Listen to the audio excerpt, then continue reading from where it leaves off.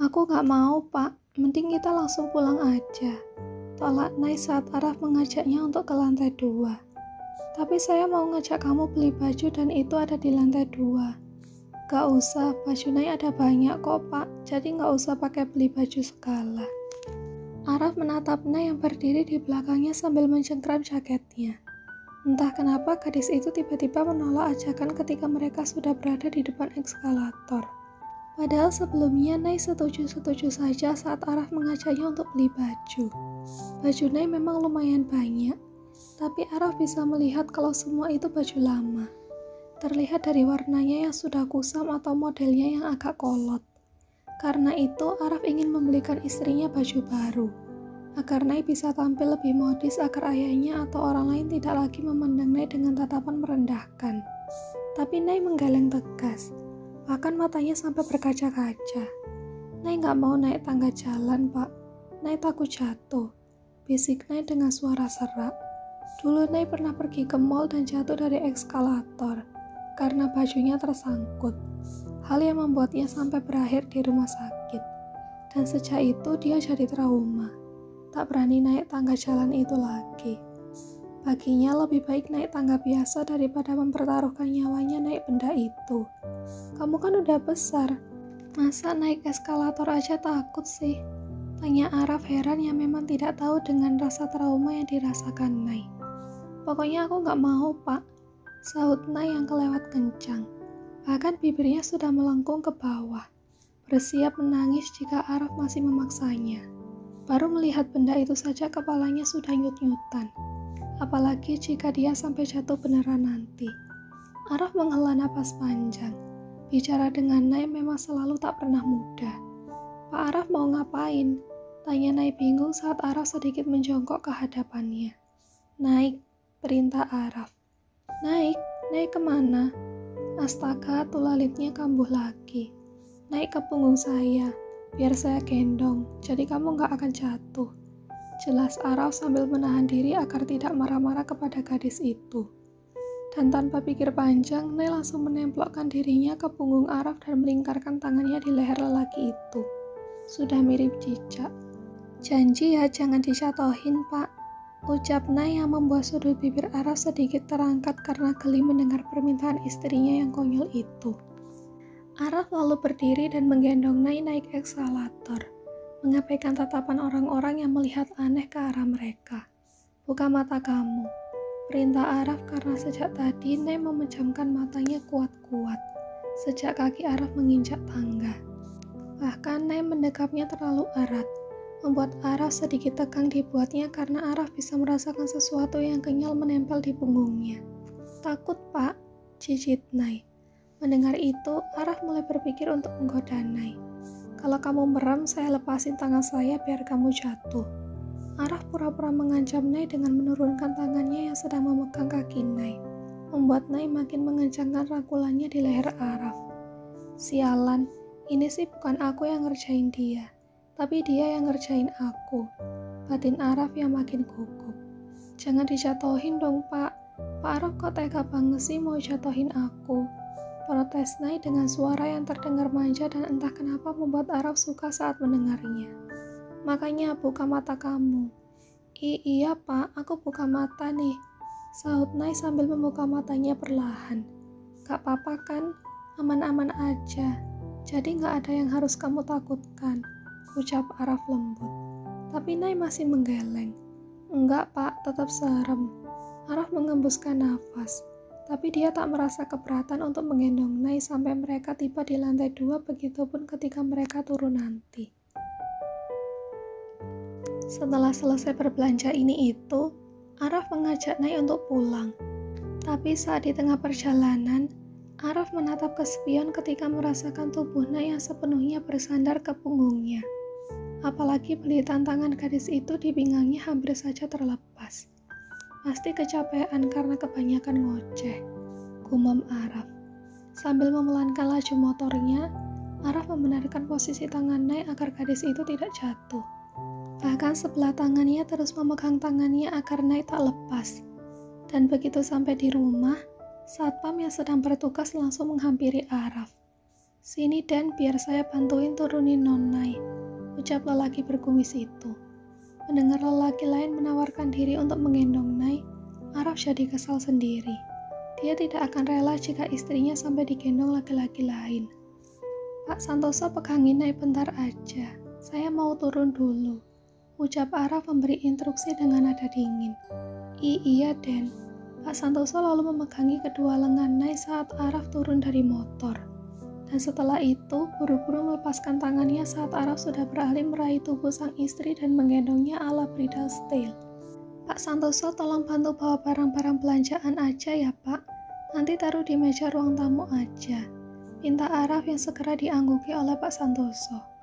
Araf pun berjalan membawa Nai ke kamar mereka, lalu membaringkan tubuh gadis itu di atas ranjang dengan hati-hati. Sejenak dia menatap Nai yang tertidur sangat pulas mirip orang pingsan setelah merapikan selimut untuk menutupi gadis itu. Cup! Entah dorongan dari mana yang membuat Araf mengecup kening gadis itu. Tapi melihat mata Nai yang terpejam menerbitkan rasa hangat di dadanya. Gadis ceroboh, batin Araf. Lelaki itu lalu memilih untuk keluar dari kamar. Dia ingin ke dapur untuk meneguk air dingin untuk membasahi tenggorokan yang mendadak kering. Tapi saat kakinya baru menuruni tangga, Araf melihat sang adik yang sedang duduk di sofa sambil memukuli pundaknya yang terasa pegal. 2 hari pergi bersama teman-teman untuk mendaki membuat tubuhnya terasa pegal-pegal, terutama pundaknya. "Baru pulang?" tanya Araf sambil menatap sebuah tas gunung yang terbaring di samping tubuh sang adik. "Iya, tadi di jalan macet parah. Makanya jam segini baru nyampe rumah," jawab Yoga. Araf mengangguk lalu melanjutkan langkahnya yang semula ingin ke dapur. Dia minum beberapa tegukan lalu kembali lagi ke kamar. Entah magnet apa yang dimiliki Nai sampai Araf rasanya ingin terus berdekatan dengan gadis itu. Pagi hari setelah sholat subuh, Nai sudah berada di dapur dan membuat tempat itu ramai. Pasalnya, Nai ngotot ingin membantu Bideno untuk menyiapkan sarapan. Tapi Bideno sendiri merasa tidak enak. "Udah Non, gak usah. Biar Bibi aja yang potong sayurannya," larang Bideno. "Aduh Bibi kerjain yang lain aja, ngulek bumbu aja.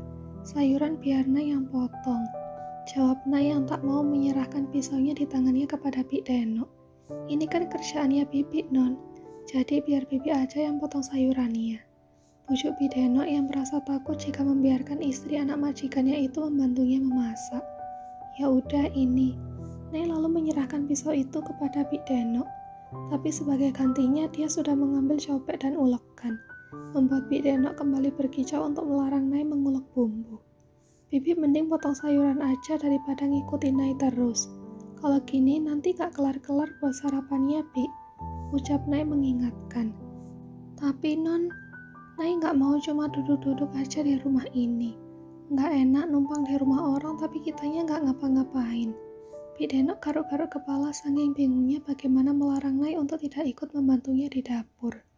Karena sudah dilarang pun, Nai tetap ngotot ingin melakukan ini itu seperti menyiangi bayam, memotong jagung, mengulek bumbu. Hampir semua pekerjaan yang biasa dilakukan Bideno ingin dikerjakan oleh Nai, membuat Bideno harus selalu tawar-menawar dengan gadis itu. "Udah Non, sekarang mending Non duduk di meja makan. Sayur bayamnya biar Bibi yang bawa ke meja," cakap Bideno saat Nai sudah bersiap memegang mangkuk sayur itu. Tak lama Bideno selesai menuangkannya. "Bibi mending lanjut goreng ayam aja.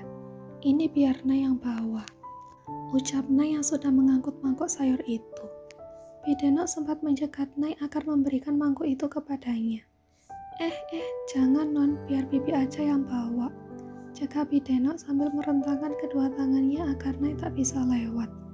"Nanti kalau sayurnya tumpah salah Bibi ya," ancam Nai sambil memiringkan sedikit mangkuk di tangannya itu.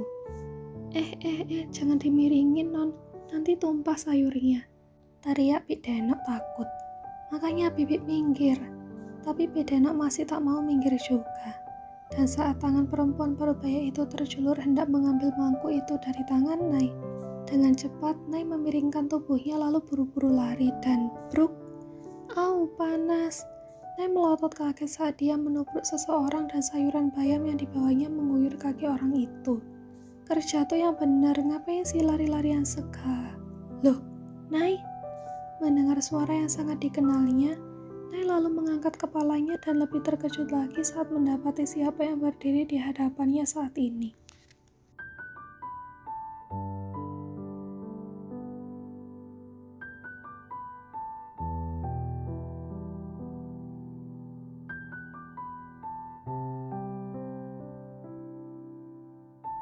Nay menganga melihat sosok yang berdiri di hadapannya sampai tangannya oleng dan membuat sayur bayam di mangkok tumpah mengguyur kaki Yoga. Membuat Yoga yang sama syok dan terbengong langsung mengambil alih mangkok di tangan Nay karena jujur saja kakinya masih panas tadi kena guyur. Dan malah sekarang pakai dimandikan dengan sayur bayam. Semangkok pula. Kamu beneran, Nay? Tanya Yoga setelah meletakkan mangkok ke meja makan yang berada di sebelah mereka. Nay masih diam mematung. Nyawanya masih belum terkumpul semua saking kagetnya. Yoga, kok dia bisa ada di sini? Apa jangan-jangan cuma halusinasi aku aja? Mungkin karena aku terlalu kangen sama dia. Karena Yoga belum balas inboxku sampai sekarang. Batin Nay bertanya-tanya. Nay, hello. Yoga mengayun-ngayunkan tangannya di depan wajah Nay. Jujur saja, Yoga merasa syok karena bisa bertemu dengan Nay di sini. Bertanya-tanya apa yang Nay lakukan di rumahnya. Dan pagi-pagi begini menyiapkan sarapan yang biasanya menjadi tugas Bik Deno. Apa Nay sekarang jadi pembantu baru di rumah aku? Tapi kok dia nggak bilang-bilang sih? Main ngilang terus muncul gitu aja. Apa dia sengaja blokir kontakku buat ngasih kejutan? Yoga agak sangsi dengan tebakannya. Tapi tak urung dia merasa senang karena bisa bertemu dengan Nay. Gadis yang membuatnya galau berhari-hari sampai memutuskan healing naik gunung karena saking frustasinya tidak bisa menghubungi Nay. Tetapi kalau Nay benar-benar tinggal di rumahnya, artinya dia bisa bertemu dengan gadis itu setiap hari. Jadi Yoga tak perlu galau lagi. Kamu beneran Nay kan? Nay Sila Snow White? Tanya Yoga sekali lagi karena Nay sejak tadi hanya bengong. Yoga? Nay akhirnya bersuara setelah lama diam seperti arca. Masih tak percaya dengan sosok yang dilihatnya ini. Nay bahkan sampai kucek-kucek mata untuk memastikan kalau yang sedang berdiri memandangnya dengan tak berkedip itu benar-benar Yoga. Bukan genderuwo yang lagi cosplay jadi Yoga. Karena rasanya sangat aneh jika Yoga nyasar sampai ke rumah Araf. Tapi mau ngucek matanya 1000 kali pun tetap saja penampakan Yoga yang ada di hadapannya. Tak hilang-hilang. Atau mungkin berubah menjadi Cha Eun-woo, aktor Korea berwajah tampan yang sering bikin Nay mesem-mesem sendiri. Kamu beneran Nay? Untuk kesekian kalinya Yoga mengulang pertanyaannya. Refleks Nay menganggukkan kepalanya. Seketika senyum Yoga langsung melebar karena benar yang ada di hadapannya itu Nay. Bukan cuma orang yang mirip dengan Nay saja. Kamu kemana aja Nay? Kenapa ngilang gitu aja tanpa kabar? Terus maksud soal ucapan kamu waktu itu nggak serius kan?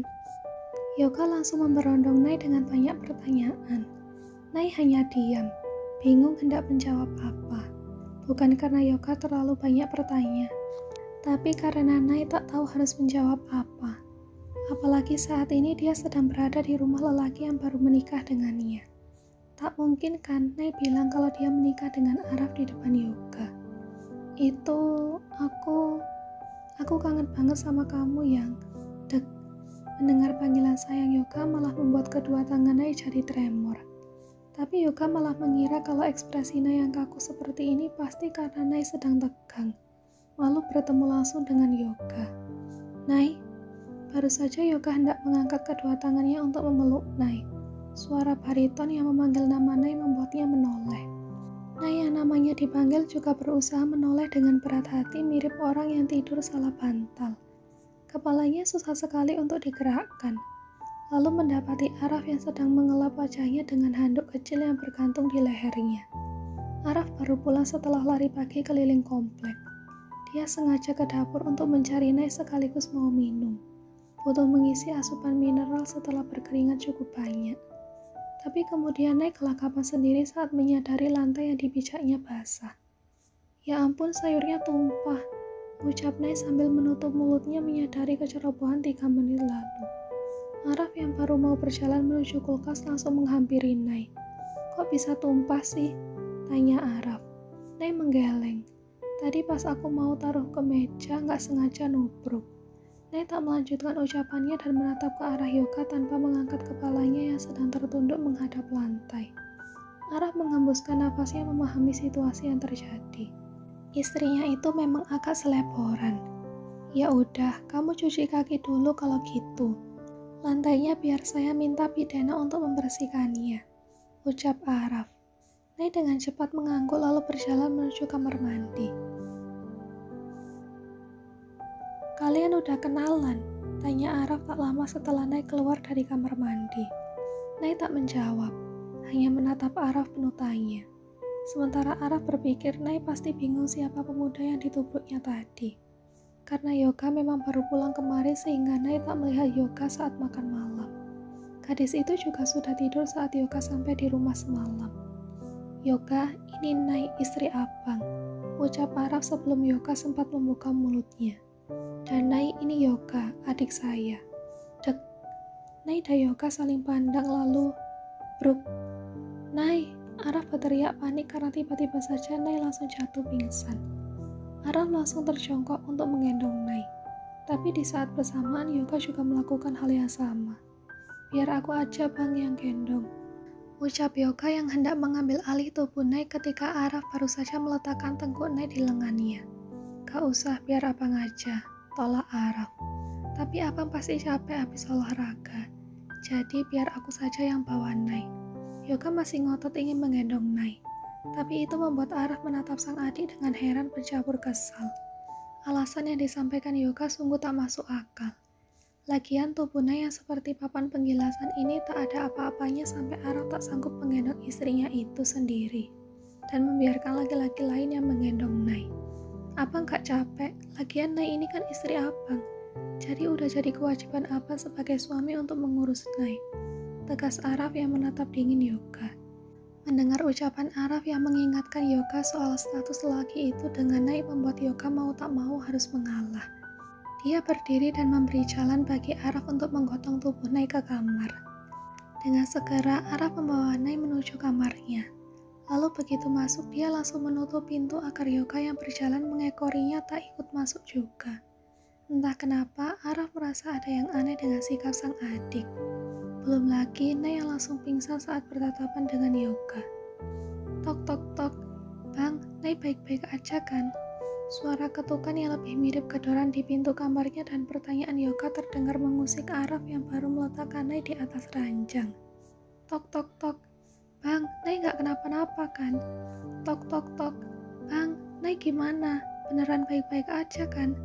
Tok tok tok, ceklek. Yoga langsung menghentikan tangannya yang masih terangkat dan hendak kembali menggedor pintu kamar sang kakak ketika pintu terbuka dan menampilkan sosok Araf yang sedang menatapnya dengan tatapan tak bersahabat. Sebenarnya kamu kenapa? Tanya Araf ketus. Yoga menghembuskan nafas beratnya sambil melirik ke dalam kamar Araf. Tapi dengan cepat Araf bergeser untuk menghalangi pandangan Yoga agar tak melihat istrinya. Jujur, dia tidak suka dengan sikap Yoga yang terlalu berlebihan seperti ini. Seperti pria yang mengkhawatirkan kekasihnya. Ada apa? Tanya Araf sekali lagi. Yoga mengumpulkan keberanian, walaupun takut mendengar jawabannya. Tapi dia ingin memastikan kalau tadi dirinya tak salah dengar. Nay, beneran istrinya abang? Tanya Yoga akhirnya. Iya, jawab Araf singkat, padat, dan ngegas. Kapan abang dan Nay nikah? Kenapa aku gak tahu kalau kalian nikah? Kami baru nikah seminggu lalu. Dek, seminggu lalu? Bukankah itu waktu Nay meneleponnya dan menjatuhkan vonis putus pada hubungan mereka? Apa Nay mengajak putus karena mau nikah sama Bang Raffi? Jadi, selama ini Nay selingkuh dari aku. Dan setelah dia mau nikah sama Bang Raffi, dia langsung mutusin aku. Batin Yoga menebak-nebak alur hubungan antara dirinya, Nay dan juga Araf.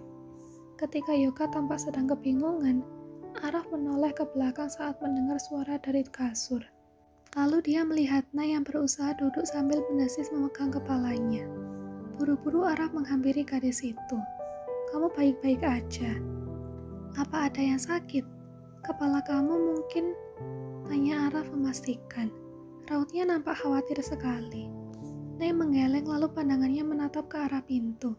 Dia sedikit memiringkan tubuhnya untuk melihat kalau orang yang sedang berdiri di depan kamar adalah benar mantan pacarnya.